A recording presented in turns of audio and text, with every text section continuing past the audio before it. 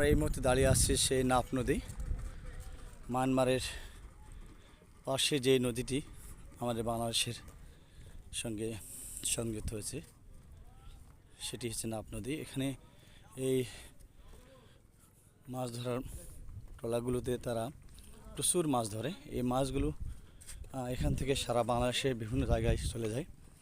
তো আমরা এইভাবেই বিভিন্ন জায়গাগুলো ঘুরতেছি।